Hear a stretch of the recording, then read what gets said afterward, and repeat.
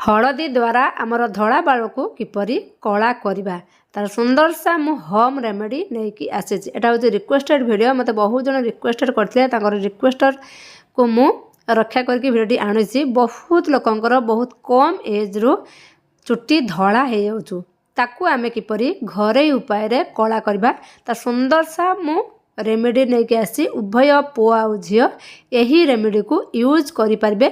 मु दुईटा प्रोसेस आपण को शेयर करछि आज। गोटे हूँ जदि अर्जेंट आपण मैंने कुआड़े जीवार अच्छी तो केमी आपण मैंने धड़ा बाल को कला करेंगे, ता सहित लॉन्ग टाइम आपंकर किपरि धड़ा बाल कला हम।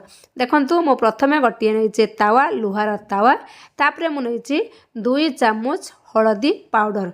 आपण मानकर जदि चुट्टी अधिक लंबा थाए ताले आपण मैंने सही अनुसार अधिक हलदी पाउडर को नहीं पारे। मु 2 चामच हलदी पाउडर को लेकिन ताको पूरा स्लो फ्लेम रो भाजुछु, या पूरा कला हवा पर्यंत भाजिबा। वीडियोटी बहुत यूजफुल, जदि यूजफुल लागू थाए ताहले अधिक रु अधिक मात्रा रे शेयर करंतु, लाइक करिया को जमा भूलंतु नहीं। जो माने आज मो चैनल नुआ निहात रे चैनल को सब्सक्राइब करंतु।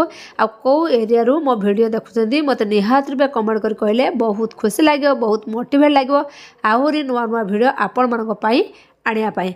देखंतु मो हलदी पाउडर को हल्का हल्का भाजुचु। देखंतु टिके ब्राउन हे आसलानी, याकू आमे पूरा ब्लैक करवा। मु तो कही आपण को दुईटा प्रोसेस रो मु आपण को शेयर करबी। धरंतु आपण माने हठात कुआडे जिबार अछि आ आपनकर बाल धड़ा हेछि तो अर्जेंट किपरि आपण माने आपण मानकर बाल को कला करिके जाई परबे, तार टिप्स ता सहित किपरि आपण माने एही रेमेडी को यूज करने द्वारा आपण मानकर लॉन्ग टाइम चुट्टी कला होगी रहिबो। देखंतु आमर हलदी पाउडरटा कला हो गलानी। एबे आमे कोन करबा, गैस रो फ्लेम को ऑफ करनबा। तापर आमे कोन करबा, गोटे जगार आमे 2 चामच बाहर करनबा।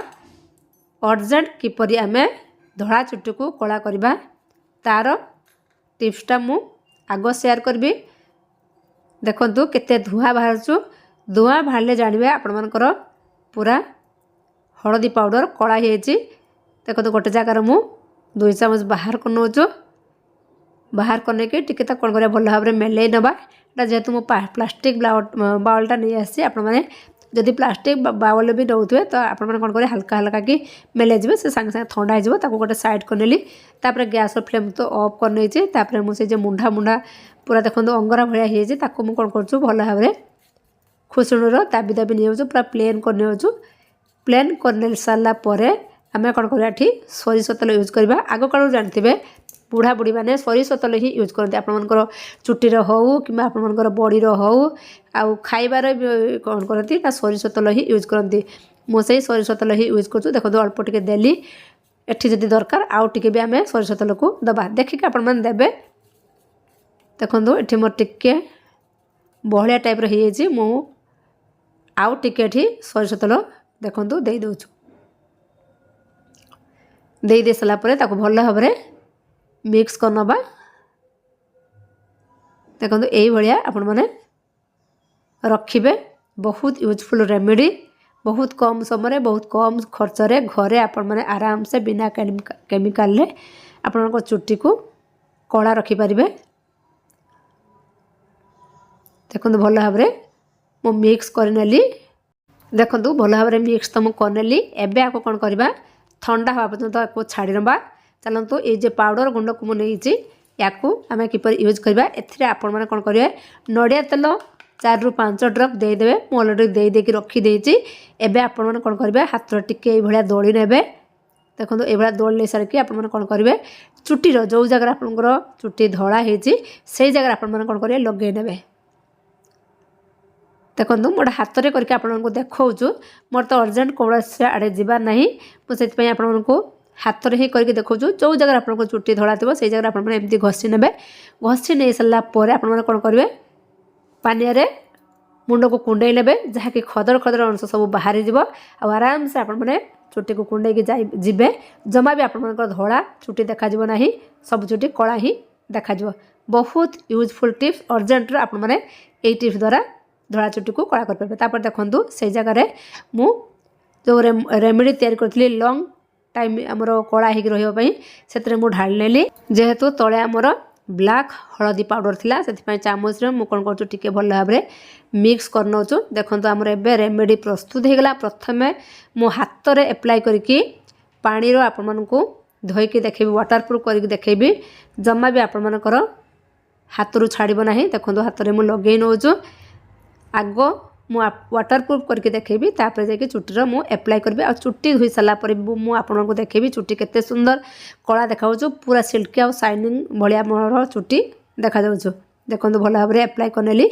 एबे चलतु धोइबा। देखो धोउची केवल ऊपर टिके हल्का जाउछु जेमती आपण माने मार्केट रू रेमेडी लगाते सेमती खाली हल्का ही जीव तापरे आपण चुटी कला ही रहिबो। देखो मु चुटी रे एप्लाय कर नौछु भल भाव में चुटी एप्लाय करेंगे। जो जगह धड़ा होती एप्लाय करेंगे जो जगह धड़ा न होती भी एप्लाय करेंगे कहीं सबुआड़े एप्लाय कले बराबर आप चुटी देखा गोटे गोटे चुटी देखिए आपंकर खैरिया हो जाए एमती जब आप सबुआड़े लगेबे तो आपंकर बराबर कला चुटी ही देखा। देखो ये भल भाव में मुझे एप्लाय कर बहुत यूजफुल रेमेडी घर रेमेडी बिना केमिकल आराम से आपण मैंने चुटी को कला करेंगे। रिक्वेस्टेड वीडियो आशा करूँ जो मानकर चुटी कला करार थिला जो मैंने मत रिक्वेस्टेड करते निहात रूपे तांकर रिक्वेस्टेड वीडियो आज पाई जाइथिबे। देखो भल भाव में आगरे मोर बेसी आगरे माने ऊपर चुटी धड़ा हो मुझे देखो आगरे ही लगाऊँ प्राय माने ऊपर चुटी धड़ा हो जाए भीतर चुटी एत धड़ा हुए ना ऊपर चुटी धड़ा हो जाए से ऊपर चुटी भल भाव में एप्लाय करेंगे जो जगार भी आपण मानकर चुटी धड़ा होइछे से जगह भल भाव में एप्लाय करने। एप्लाय करने सारा पर आपण माने कोन करिवे 2 घंटा रखी नेबे तापर काम करिवे। काम कर सारा पर आपण माने वाश करने जतले भी आपण मानकर धड़ा चुटी देखा जिवो तो आपण माने एही उपाय चुटी को कला कर परबे।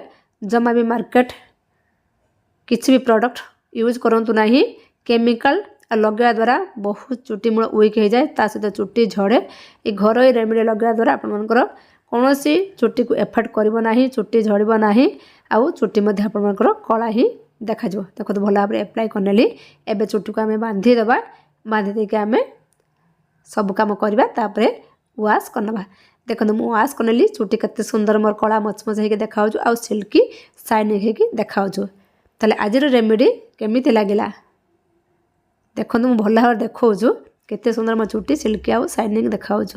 आउ डेरी कहीं आप शीघ्र शीघ्र जातु रेमेडी तैयारी करंतु आउ आपण मान चुटी एप्लाय करंतु। ताले आज भिडियोटी आम एट एंड करवा। आज एतिकी रहिली। नमस्कार जय जगन्नाथ। पुणी देखा नेक्स्ट फ्रेश वीडियो रे। Love you all.